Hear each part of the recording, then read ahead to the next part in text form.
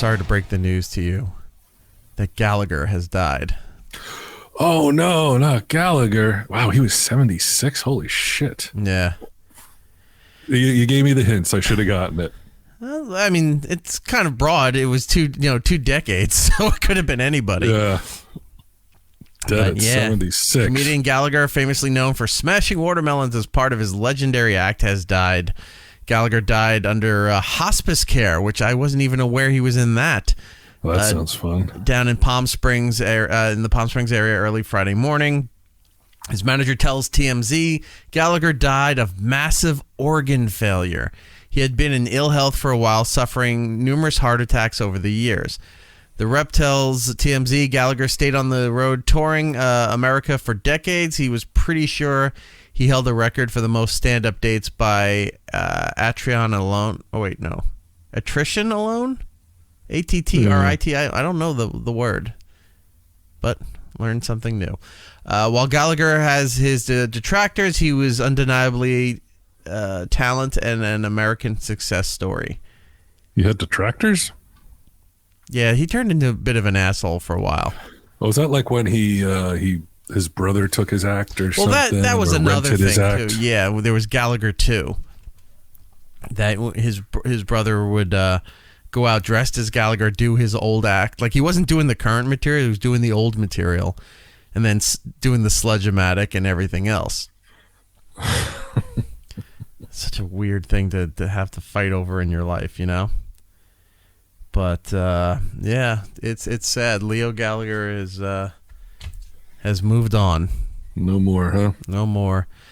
He wasn't really at the tip of people's tongues for quite some time. I remember Gallagher being on Opie and Anthony a couple times. He smashed a birthday cake, broke the stand that the cake was on in studio, shot cake everywhere. And then we were leaving. It was the time when we were doing the national syndication on terrestrial and then also on XM. Mm-hmm. So we finished the terrestrial show and we're heading across the street to XM. And we thought Gallagher was either leaving or coming with us. Turns out Gallagher stayed in the green room area till like 1:30. We got a phone call over at XM. And I remember one of the girls over at K-Rock called and said, "Could you please come and get Gallagher out of here?" And I said, "What? He's still there?" "Yeah, he's been sitting in the green room. He's been on the floor, shirtless, still covered in cake, with his laptop trading stocks. He was day trading since we left." He just sat in the middle of the floor in one of the green rooms, day trading. So with we cake had to, all over him? Yeah, so we had to go back over there. I forgot who went with me, but somebody came with me to say, like, I got to see this. So we walked back over to K-Rock to get Gallagher to get out of the building because he wouldn't leave.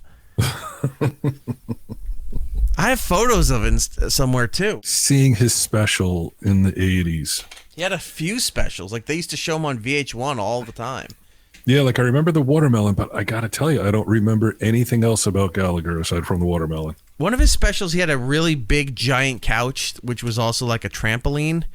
And he'd always, like one of his bits was talking about stuff that he'd find in the couch, and it was ridiculous and absurd and whatever. He was a prop comic. He was trying to be a bit of a wordsmith. But, you know, he just... Gallagher was big in his own thing, but he just wasn't sort of the mainstream comic like a...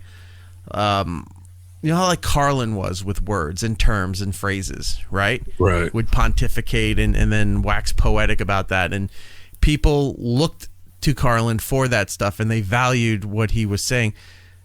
Gallagher was doing some of that too in the 70s was when he was really big, but he was just never, I don't know. I don't want to say taken seriously, but maybe respected to the level that he thought he should be, or maybe perhaps he should have been. But nonetheless. Well, I mean, nobody's like, hey, name your top 10 favorite comics. Like, nobody's like Carrot Top. Like, nobody. I think people don't, for the most part, aren't crazy about prop comics. Right. You know? So it's going to be right out of the gate. It's going to be a little harder for you to attain that level of respect. And again, it's like it's like fucking Ray J. Johnson. Like how you how can call me popular- Ray and you can call me Jay, but you don't have to call me Johnson. Yeah, like how long can that last for? Just like how long? I'm amazed that even was a thing. When you look back at Ray J. Johnson, huge for a while. but it was so dumb. There was nothing. I found nothing funny about it, and it wasn't even that. Oh, this was funny for the times. Even for the times, like this just seemed like completely nothing. Like it's like, okay, 70s, you think this is great, good for you, but everyone's laughing at you, not Ray J. Johnson. It sounded like his health was too good, man. He's in hospice. He's having multiple heart attacks. He's having a host of health problems. User too for the longest time. Oh, was he? Yeah, I mean, I'm not going to speculate onto what he was using, but you know, he was a big problem. So let's see. So there's Gallagher in studio with his sledgehammer. With one of his sledgehammers. Let's go. This will be fun. Let's go through because I haven't looked at these photos in forever. Apparently, we were having breakfast. Somebody was catering breakfast because there's an omelet bar and a cooking station. Yeah. Look at that. I could go for that now, actually. Yeah, right. They don't do that on shows anymore. We don't have anybody come in and cook for us anymore. We need to bring back. Fuck the girls getting naked. Bring back the restaurants that wanted to come in and make food for us all the time. That would be much more alluring at this point. I got to tell you, man. Like when I listened, like I listened to Stern, and then Opie and Anthony showed up. So like I listened to Stern. Yeah. And those were some of the weakest shows, the lamest points, I think, in the history of the Stern Show, were the fucking lesbians that he brought on, and the strippers that he brought on, and all this shit that you like visually you couldn't see. So, and like the assholes that are like, oh my god, I was so turned on, I had to pull over to the side and jerk off. It's like, then you should be jailed. If you have that little control of yourself that hearing a girl on a Sybian forces you off the side of the road, you should be imprisoned or worse. It seems not that long ago, because like when Stern turned into the fucking shit show that it is, a friend of mine was like, fuck Stern. He's like, you should listen to Opie and Anthony. Right. Like they're still doing the shock jock thing. And so that's when I started listening to Opie and Anthony, which would have been like 2010, 2011, somewhere. Like whenever Artie left, that's when I started tuning into Opie and Anthony. And now fucking Stern is like, they did a thing on it yesterday on WATP. Carl and who did he have on? I can't even remember. Shit, I'm so far behind on the show, so I don't even know.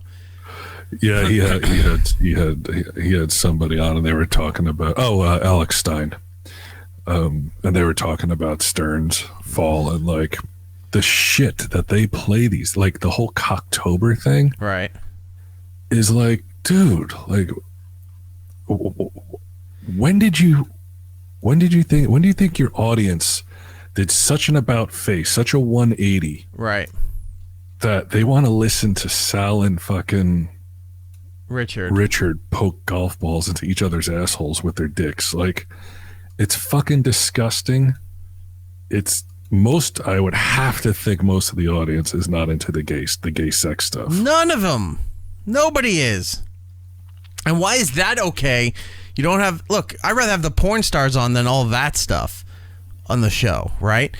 On anybody's show. But that's somehow when he's trying to clean up his image and, you know, editing the archives and filtering other previous guests out and all this other stuff to make him more Hollywood and thing. Why is going that full gay route for October considered okay in his mind? Yeah, I don't know. For the image that he's trying either. To portray. Yeah. I didn't get that either. I was like, this is... And it's working, but it's like you're taking activity that's normal for gay people, not, you know, pushing golf balls in their asses or whatever, but just like the very idea that gay sex is disgusting or funny or any of that shit, you would think he would try to steer away from, since he's such a woke little bitch. Right. But no, For some reason, they think that's and it is. It's like it's two white males, so nobody's getting exploited. They're both doing this gay shit on their own volition. I never did, and I still don't get why they think it's funny. Like I don't get that. Like I'm not like again. I'm not being a prude. Like, hey, that's not funny. Blah blah blah. I'm just like, what? Please explain to me what's funny about it. Like I don't understand. It's a quick funny thing if you happen to stumble across a photo of something like that, right? You're like, oh my god! Like you get the shock value. You kind of laugh at it, but then you move on. Right. To be the ones that initiate all of that. You're right. I loved radio forever. Talk radio. I like a lot of stuff that even people think like that's too much, and I don't even think it's too much. But that's too much. Yeah. I don't like any of that stuff. I don't know what regular guy does. Yeah, like who's it appealing to? I can't imagine it's appealing to women. No. It's not appealing to straight guys. So who the fuck is it for? The audience that liked Bros, maybe? The Billy Eichner audience? I don't know. But it's terrible, and who wants to do that? I want to cleanse the palate and go back to Gallagher for a moment here. Okay. So I found some more Gallagher stuff. So there's Gallagher. They're setting it up. Now, this is that pedestal that they put the cake on that I said he destroyed. Right. But it turns out he didn't destroy it from hitting it with the hammer. I'll tell you in a second what he did. So here we go. Smashing the cake right into Than's face. Look, there's Roland back there. Long history of cake smashing on the Opie Anthony show. Look at that. Oh my god! Now who cleans that shit up? Interns, and then a cleaning. Yeah. We hire cleaning people crew to come in to clean out the studio. Look at that! I love how the Sledge-O-Matic has those tickets for your luggage. Yeah.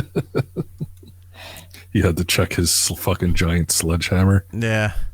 Oh, look, there's corporate guys back there, too. Fat guys in suits. Look, there's Pat Duffy. There's Kenny. Now, do you remember at the time, was it a good time, or was it kind of anticlimactic where it's like, all right, oh my God, what a mess. Now, see how he's doing the thinker here? I think this is where the thing broke finally. Like, he smashed a couple of things on top of it. He sat on this for a bit, and I think that's what broke. Oh, that's the cake stand thing? Yeah.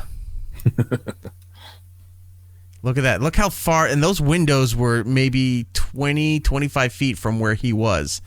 And it was still, that's how far the radius was, the blast range. Huh. If any of you were old Howard fans from the E! Show, this was the giant window that Howard had covered up because he was afraid of snipers. That was the story. I never heard that. That was the story we were told by the engineers, that Howard had all this blocked off and everything because he was afraid of snipers coming up on another building and taking shots at him because of all the stuff that he was doing. So this whole window didn't really exist for 10, 15 years that he was in that studio.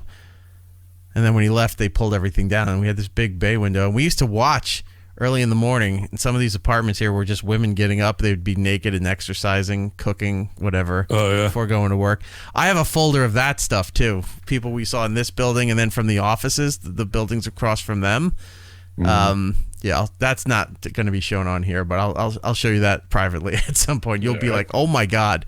One girl we suspected that she knew everybody was looking at her because she constantly slept with her ass or her front pressed against the glass, like her bed was against the window all the time. Again, a conversation. There was a girl when we were doing Comic Book Men in the production company. We were on the second floor, and it overlooked across the street into an apartment, and there was a woman who got ready for work every morning, windows wide open, curtains wide open. I personally never saw it because it was like you were prude. It was like what's that? You were prude. Yeah, I was like, oh, who wants to see something quoting like that? I'm reading the Bible while they're doing this. No, it was always like 8:00 in the morning, and we didn't start until 11. I was like, I'm not coming in 3 hours early to spy on some woman. But God, man, some of the guys in the office, they loved it. And again, I was of the opinion that she knew Right. that people were watching. She probably was. What's wrong with probably that? She's like, hey, there he You know is. who else knew that you were watching while he was changing? Gallagher. Yeah. Why'd he take his shirt off? Because he was a nut job. Poor Gallagher. Sam looks so much better with no hair. Like I never thought that think would have so? been I never thought that would have been the trick for Sam, but like he looks like kind of he's too skinny and small still to be a badass, Right. but he definitely looks less like a kind of guy you would mess with than with the giant fro. I think Sam couldn't carry a normal haircut. He needs either bald or like a big like fro that really distinguishes him from everybody else. One of those two hairstyles. No, I think he looks sort of manly now with the bald head and the beard mustache combination thing going there. But if you just looked at him like from here up, where he's sitting at his desk, you would think like, oh, he's probably a tough guy, whatever. But when you have the face of a fighter, a UFC looking guy, and then you stand up and you still have that body, twiggy body, and you're like, oh, I can take this guy easily. It's like I was intimidated until he stood up. Usually, the second he stood up, I knew I was going to beat his ass. Yeah, it's the reverse of any other situation where it's like somebody sitting down, like, oh, shut up, I could take that guy, and then he stands up, and you're like, whoa, intimidated. It's the exact opposite. It's like you don't say anything to the guy standing up, and then he stands up and goes, oh, I can take this guy. Let's throw our stuff at him. Fun. I thought there was another day when Gallagher was in. I know somewhere I have photos of when we had to walk back and get Gallagher to leave the green room. I have photos of him sitting down on the floor somewhere with his laptop, and he just wasn't like listening to anybody. And then we had to tell him, you need to go. Well, I thought you guys were going to still be here, and you kind of left. And it's like, yeah, because we told you we were going across the street to do the other show. You were supposed to come with us, but he stayed there and was day trading.